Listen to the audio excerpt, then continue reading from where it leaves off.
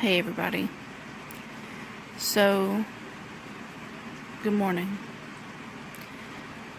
My name is Samantha, and I'm a binge eating food addict.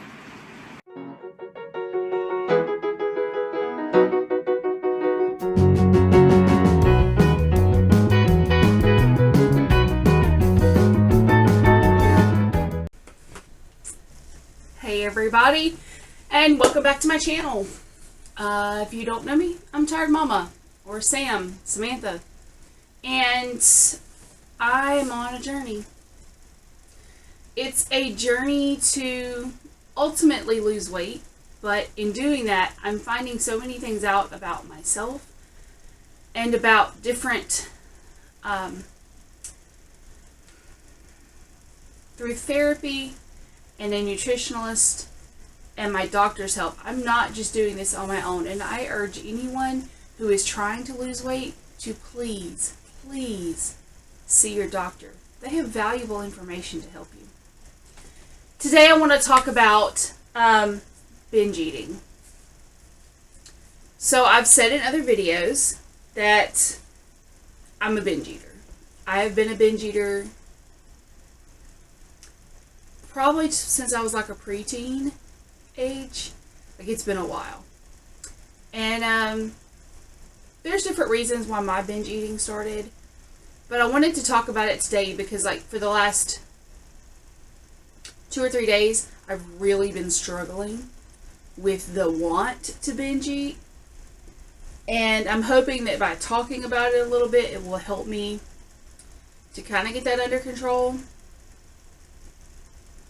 For me, binge eating is worst when I'm alone, which is really bad because I work from home. My husband's gone all day, my daughter's in school all day, and that's my struggle, like, while I'm at home.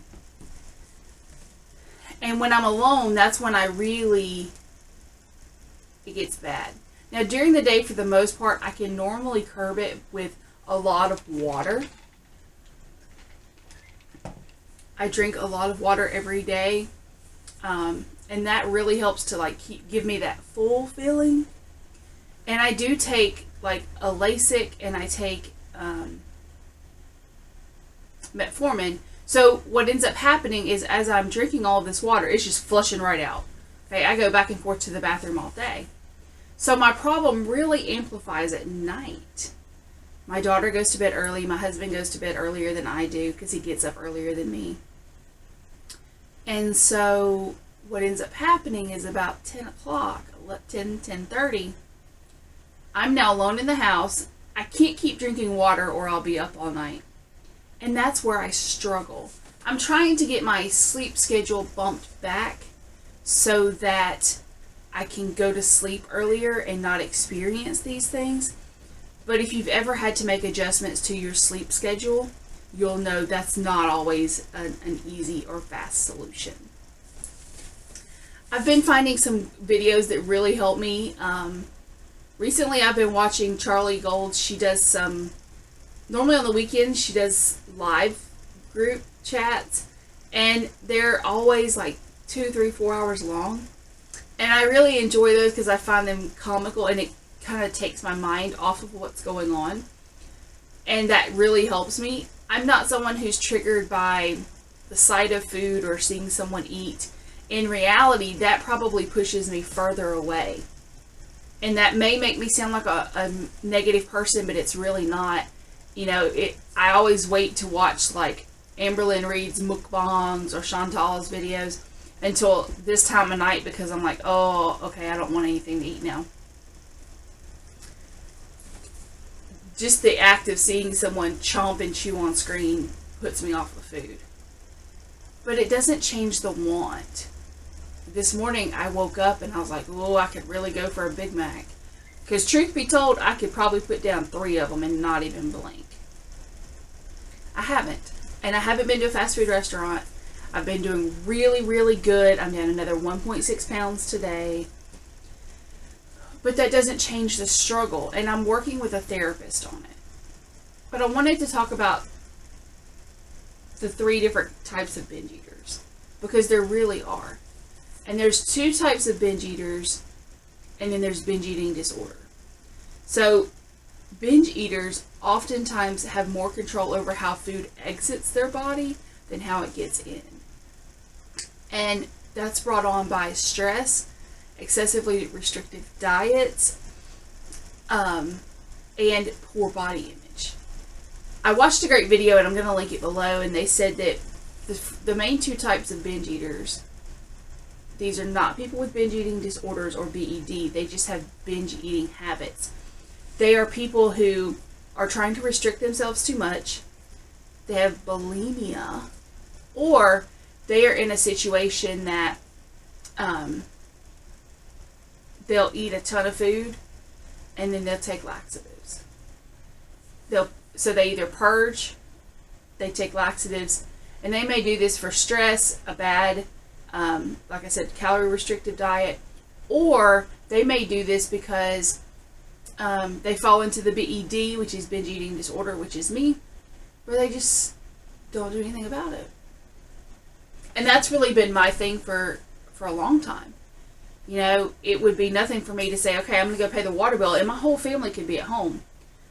But I would stop at McDonald's on my way up there and get 2 double cheeseburgers, and then when I left there, I'd stop at Burger King and get a double Whopper with fries and a drink. And if I had to stop and get gas, I'd get a candy bar too. And I would eat all of these. I mean, I can eat things so fast. And that's another form, like, that's another symptom or side effect of binge eating, is you eat very, very fast. I can down a quarter pounder in 4 bites. And it's gone. Maybe a minute and a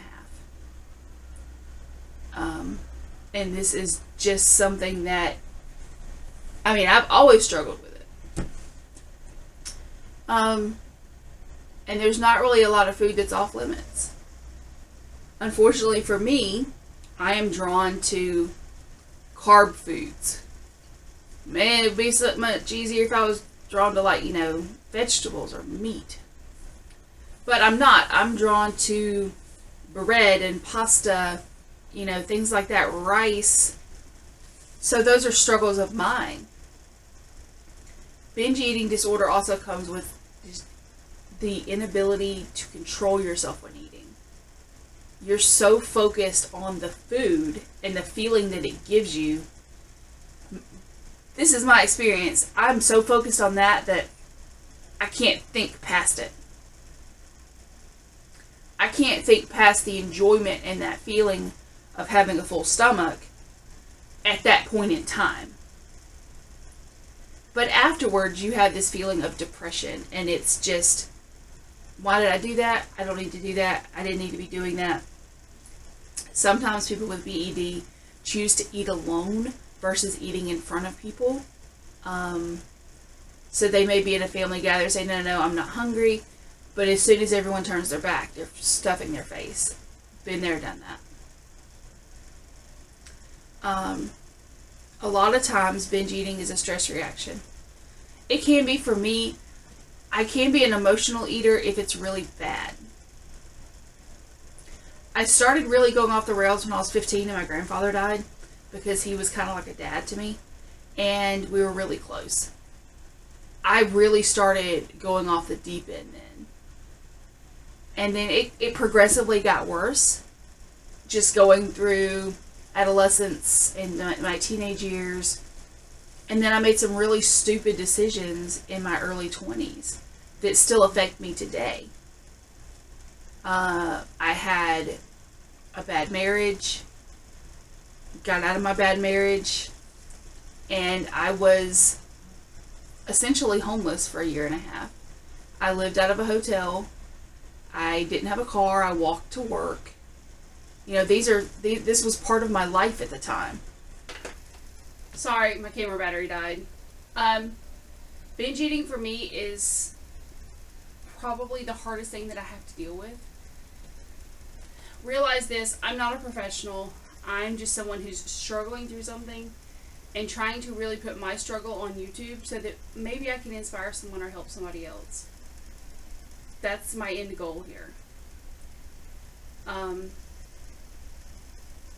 I'm just somebody. I'm not anybody special, but I do know that other people struggle with this, and I hope that I can inspire or motivate someone to work on their addiction to food, their binge eating, to get to a healthier self.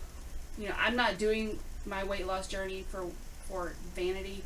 I'm not doing it because I want to look good. I'm doing it because I want to be healthier. I'm doing it because I want to be here when my daughter graduates college, and when she gets married, and when she has gives me grandkids. I'm not doing it for any other reason. Well, I guess I am. I'm doing it for me. I've lived in this body for 35 years. It's time that I treat it right. Realize 3 things. Number 1, you are worth the time and effort it takes to lose weight. Number 2, your life is worth the effort that it takes to lose weight. And number 3, you are loved. Until next time, everybody. Bye.